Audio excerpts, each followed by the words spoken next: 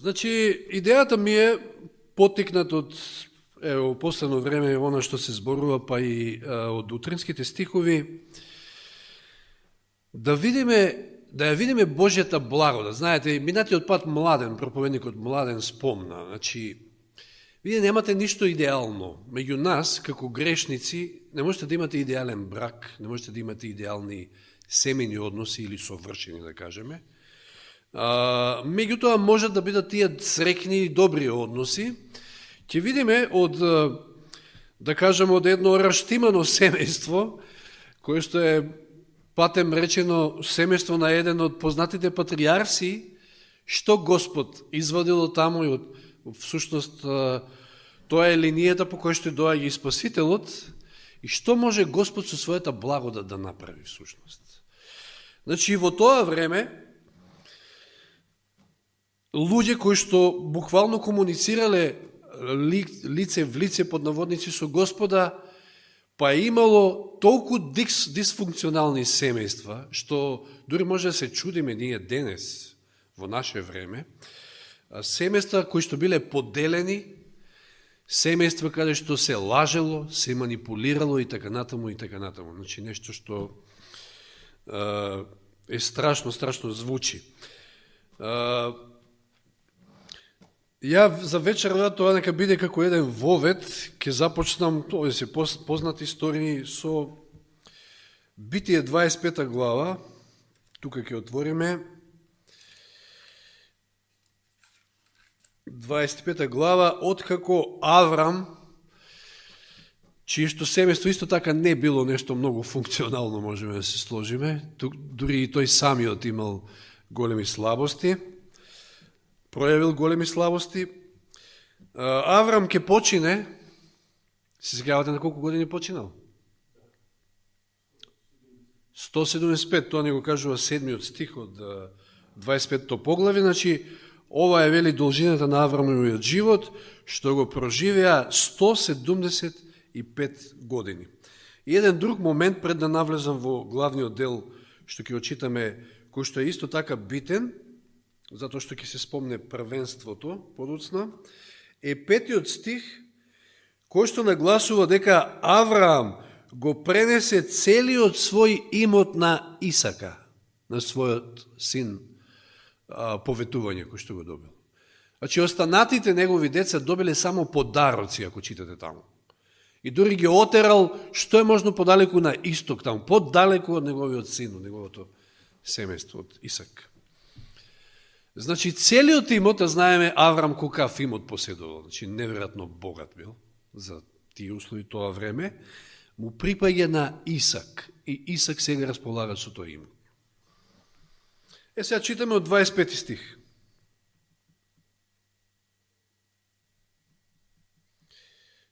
Се извинувам, од 20 стих, 25 глава од 20 стих. 19-тиот кажу, вика, ова е родословието на Аврамовиот син Исак. Исак се роди од Аврама. Исак беше на 40 години кога се ожени. Едно храбрување за некој кој што не се може би оженети, дека не е касно, иако тогаш животниот век за нив бил многу подолг, но малку покасно Исак беше 40 години кога се ожени со Ревека, керка на арамеецот Ватуел од Падан Арам, а сестра на арамеецот Лаван. Исак му се обрати на Бога за својата жена. Зошто? Затоа што беше неродилка. Господ го послуша, неговата жена Ревека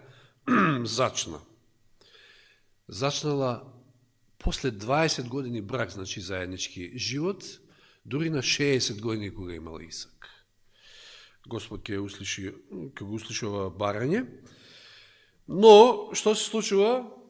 Но вели, децата се судрија уште во незината утроба. Така, во незината утроба вика што таа извика, значи имала доста тешка бременост, ќе кажеме, ако е така, зошто да живеам?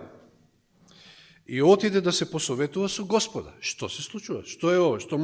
Што може да значи ова? После 20 години еве, се случува нешто, меѓутоа воопшто не е пријатно, затоа што и била тешка бременоста, и Господ и ова и го кажува во 23 стих. Господ и рече: два народа се во твојата утроба, две племења ќе се одделат од твоето крило. Кои две племења, кои два народа? Едом, едомците од Исав и Израел, нели, преку Јаков, кој што подоцна и самиот ќе стане, нели, Израел, ќе го добие името. Едниот народ ќе биде поселен од другиот, повозрастниот ќе му служи на помладиот. На Ревека ова Господ и го открил и кажал, и да ја охрабри, и за да издржи. И дојде време да роди, кога ете близнаци беа во незината утроба. Не знам, некој од нас во наша околина, не знам дека има близнаци во Скопје, некој од адвентистите, од браќите сестрите, знаете, нема, мислам дека, или? Джиги, на Джиги што беа децата? Ама не си близнаци, не. Јас имав 20 другари од друштвото во Свети Николе кои што беа близнаци. Не едно јајче, значи беа различни, едниот Зоран се вика, другиот Злате. Зоран и Злате, и интересно е тоа како генетски, значи, работи. Злате потоа доби, значи веќе има, мислам дека едно машко, две девојчина, тројка дори доби. Тоа е, мислам, единствената тројка во Свети Николе што постои, барем колку што јас знам.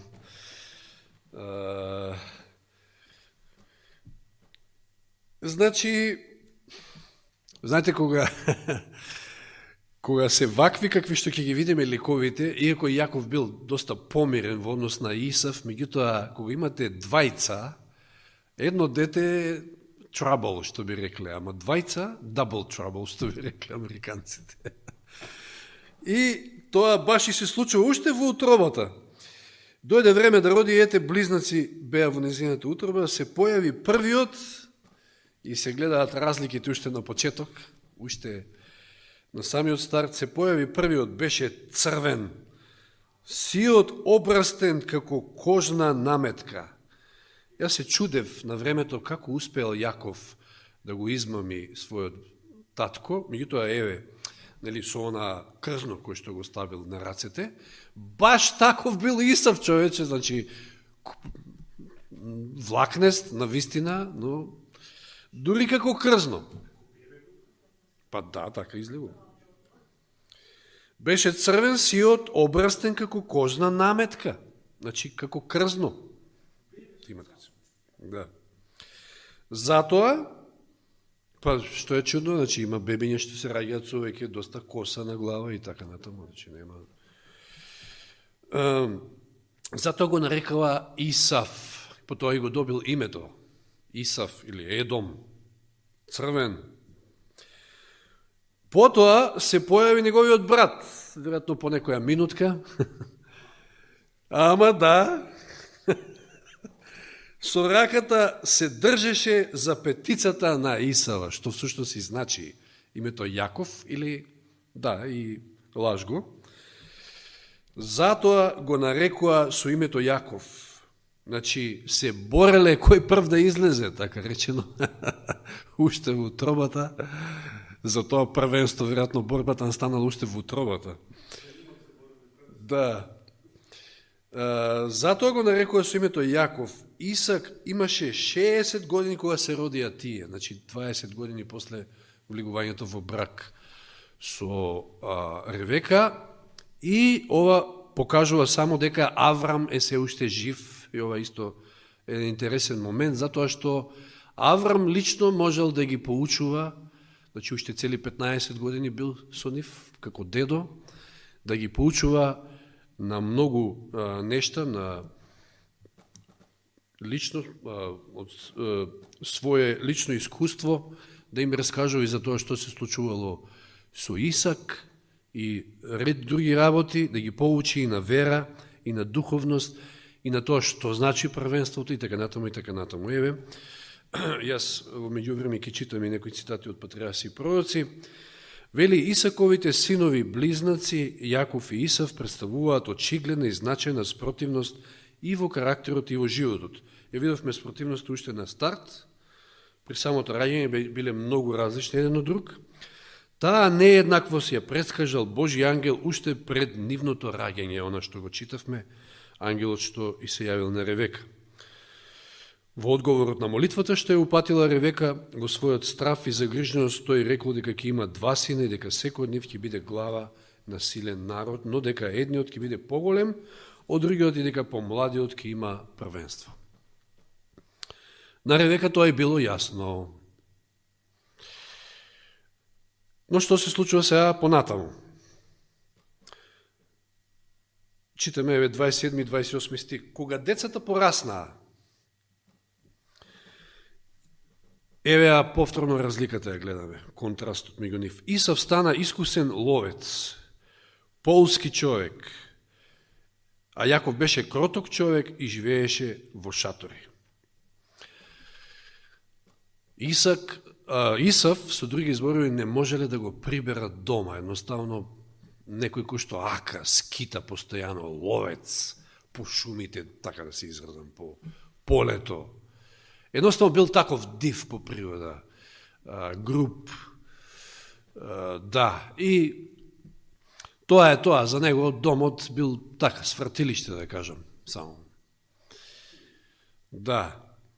А Јаков, од друга страна, кога се вели кроток човек, не дека бил мајкар, што викаме ние, тука се вртел околу домот, меѓутоа и бил сточар. Значи, може да се каже дури дека и бил поблизок со работата со татко му, со Исак, кој што исто бил сточар, овој по цел ден бил некаде, заминат, но таков како што бил, сепак не му бил омилениот на татка си, туку вели 28 стих, Исав му беше помил на Исака, зашто сакаше дивеч, вели овде стихот, а Ревека го љубеше повеќе Јакова. И еве ви проблем. Значи, од стартот се гледаат проблемите, меѓутоа сега уште повеќе се продлабочуваат проблемите. Знаете, вие имате всушност поделено семејство. Тоа подоцна ќе се види уште повеќе. Каде што мајката и Јаков се на една страна, на друга страна се Исав со татком. И еве ви проблем. Секогаш кога, ако родителите си фаворизираат некои од децата, доколку имаат повеќе, барем две деца, секогаш имате проблем. Ја би рекол и ако ја земеме и црквата како семејство, и тука ќе настанат проблеми ако фаворизирате некого во однос на некој друг. Значи да, и самиот Исус милеал највеќе да оди во домот на, денеска спомнавме, Марта, Марија и Лазар, ги почитувал посебно затоа што наистина биле внимателни слушатели, меѓутоа Исус, односно Бог, дали гледа на лице, како вели Библијата? Не прави разлика меѓу луѓето. Точно е дека може со некого малку повеќе се дружиш, повеќе ти одговара и така натаму, меѓутоа не прави разлика и не фаворизира никого. Вели, кога Исав пораснал, живеел распуштено, повторно патриарси и пророци, и неговиот интерес бил наполно сосредоточен на сегашноста. Уште една разлика што Елен Вајт ни ја кажува. Значи, живеам од денес за денес. Што ме интересира утре, што ќе биде? Сега да се најадам, сега да си го проживеам животот. Што ми е гајле за утре? Бидејќи, вели, никако не се мирал со тоа некој да го зауздува, значи едноставно не можел никој да го заузда овој човек. Нашол задоволство во дивата слобода на ловот. Чи затоа што по природа бил таков, па таму се пронашол самиот себе. Во дивината. И така уште рано го избрал ловечкиот живот, но сепак бил љубимец на својот татко. Од друга страна, кроткиот и миролюбив пастир го привлекувала смелоста, уствари да се станува збор се уште за Исак, Кроткиот и миролюбив пастир го привлекувала смелоста и енергијата на неговиот постар син, кој бестрашно ги крстосувал горите и пустините и се враќал кај татка си со уловен дивеч и со возбудливи истории за своите авантури. Знаете, како велат, ако се соберат ловджи и риболовци, тука има да слушнеш какви све истории, мислам, онака надувани, да, бајки, баш буквално бајки, кој кокала риба уловил, не знам што утепал, дива свиња, не знам што, авантури колку сакаш. Меѓутоа, тоа на Исака му се допаѓало, значи, затоа го милел повеќе својот постар син. Јаков секојаш бил, од друга страна, замислен и внимателен. Размислувал повеќе за еднината, отколку за сегашноста. Значи, калкулирал, сметал, мислил за и утре, што ќе биде и како ќе биде. Значи, еве разликата меѓу нив двајцата. И се задоволувал да остане дома, пасејќи ги стадата и обработувајќи ја земјата. Значи, тука, околу куќа.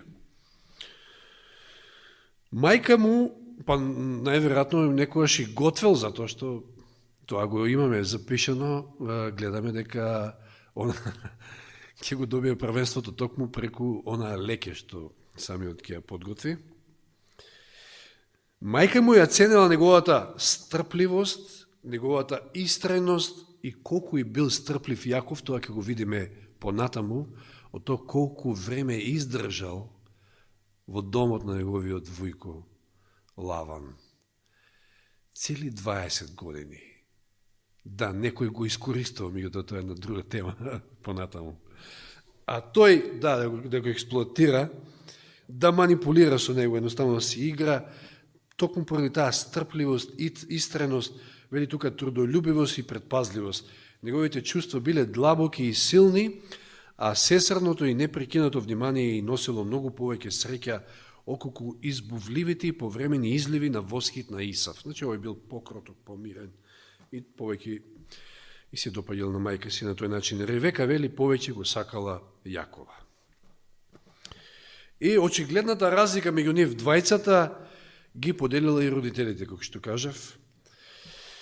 И сега во следните стихови всушност се гледа и она срамна размена, која што ќе се случи. Малку само ќе начнеме од ова, оти гледам дека времето поминува. Спомнав погоре, предходно, значи, дека на Јаков му било јасно што значи првенството. И од Аврама, веројатно, уште слушал од дедото, од својот татко, мајка му посебно, и му кажала дека тој треба да го добие првенството. И што всушност правил? Постојано гледал начин како да се добере до првенството. Иако Господ ветил преку ангелот дека тој ќе го добие, меѓутоа тоа е таа човечка природа, знаете, слично како и веројатно и наследно имало тука. Како што Аврам не почекал на Господа, па ја послушал Сара, така Јаков овде ќе ја послуша својата мајка. Значи да му помогне на некој начин на Бога.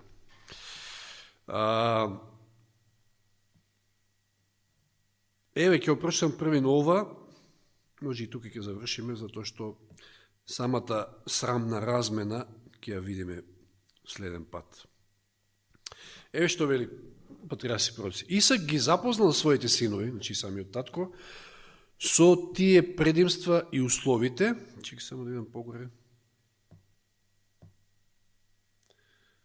Да, и условите им објаснил дека Исав, како постар по раѓање, имал право на првенството. Но Исав не бил наклонет кон верскиот живот, ниту му било грижа за побожност. Апсолутно див човек, како што кажав, живел за денешниот ден, да се најаде, да се напие, да му биде убаво, не го интересирало духовниот живот.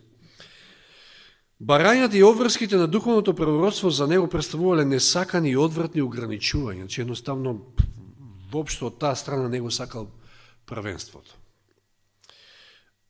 Божиот закон, што представува услов на Божествениот завет, вклучен со Аврама, Исав го сметал за робски јарем, како што и мнозина денеска. Значи, едноставно, тоа е слика и прилика на светот денеска, на оние кои што живеат за да јадат и за да си ги задоволат своите апетити и својата пониска природа.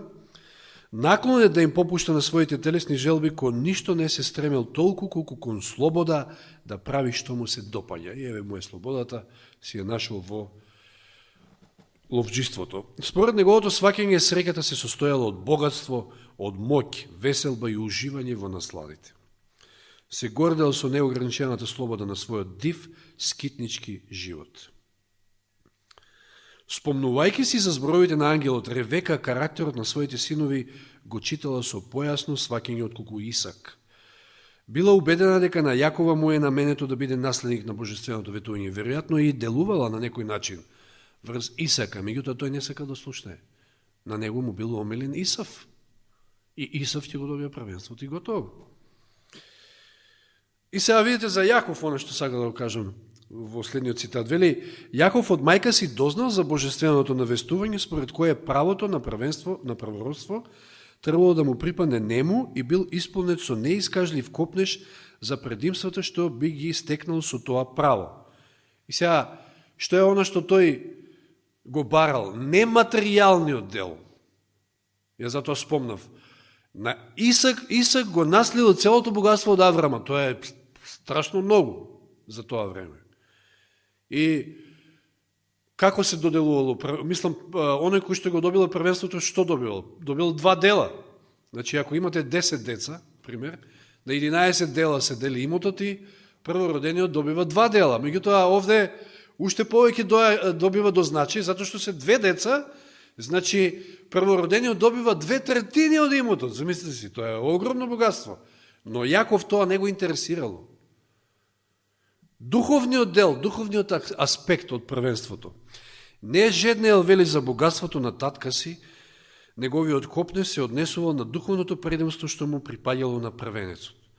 Да одржува блиски духовни односи со Бога, како што го правил тоа праведниот Аврам, значи слушал од него, едноставно го засакал Бога и сакал да има такви блиски односи, да принесува, вели, жртви на помирување за своето семејство, да биде еден од предците на избраниот народ и на ветениот Месија, да го наследи вечното и непоменливото богатство, офатено со благословите на заветот.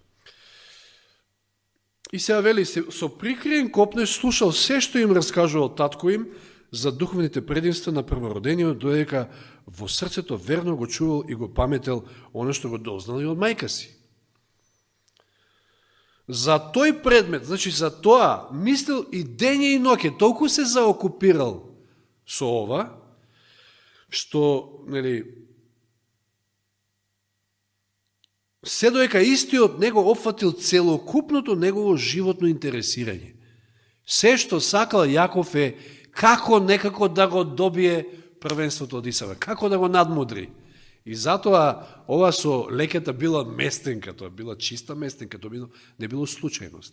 Го знаел Исав каков е и едноставно, иако веројатно, интересен е овој дел, меѓутоа ќе го спомнам, веројатно Исав бил повеќе по мрсни чорби, да не кажам така, како ловец, како и за Исака, што читавме дека го сакал дивечот. Меѓутоа паднал на постна чорба, на веганска, да кажеме, на леќа. Не стои запишено дали имало нешто во леќата, онака мрсно, некоја мрвка, што викаат струмичани, но постно било, меѓутоа паднал и на тоа, затоа што бил гладен, мртов гладен, како што вели, нели, ајде сега да не одам напред пред себе, ќе умрам ако не јадам, значи, што нормално не е вистина, ако еден оброк прескочиш, нема сигурно да умреш. Меѓутоа, Јаков многу добро знаел каков Исав и каде да го фати. Значи, цело време размислувал каде да го фати и како да го фати, за да го добие првенството. Како што вели овде, значи, целокупното негово животно интересирање го опфатило. Меѓутоа, иако вечните благослови ги ценел повеќе отколку привремените земни добра, Јаков за Бога, на кого му оддавал толкава почит, сепак немал знаење стекнато од искуство. Не бил искусен едноставно. Неговото срце не било преродено со божествената милост. Значи, го слушал Аврама. Аврам лично му кажал, требаше да чекам на Господа, а не да ја слушам Сара. И тоа го слушал, сигурно. Ама никого да му влезе во глава, да рече, чекај, мајка ми вака ми вика, меѓутоа Господ ако ветил, да го чекаме Господа. И нерадо баш ја го прифатил предлогот на Ревека, ќе видиме тоа може би следната сабота здравје, но сепак подлегнал на тоа и се сложил на измамата кај татка му. Меѓутоа ова веќе се уште сме кај лекјата, но тука ќе застанеме, нема да стигнеме до лекјата се уште. Времето помина. Интересни се овие семејни односи, да кажам, но ќе се запраша човек. Ако ги гледаме сега и Исав и Јаков, и двајцата имаат своји слабости. Ајде ќе кажеме, може Јаков е малку нешто подобар, да. Но после Аврам, после оној великан на верата, после оној херој, каде бе Господ ги морал да бира сега меѓу овие двајца, ки си речете? Меѓу Исав и Јаков. Меѓутоа, тоа е Божјата благодат. Тоа е она што ќе го направи Божјата благодат. Знаеме, Јаков ќе биде трансформиран, нема да остане Јаков, оној Јаков. Така да, Бог прави чуда преку дисфункционални семејства. Тоа е идејата, може би, на целата оваа серија, веројатно ќе излезе, но како и да е, тука ќе превршиме. Слава нека му е на Бога за оваквите примери, кои што само може да не окребрат нас. И ние може би сме живеели или живееме во дисфункционални семејства, меѓутоа тоа не е ништо страшно, со Божја помош можеме да станеме оно што Господ сака од нас да станеме. Нека му е слава нему. Амин.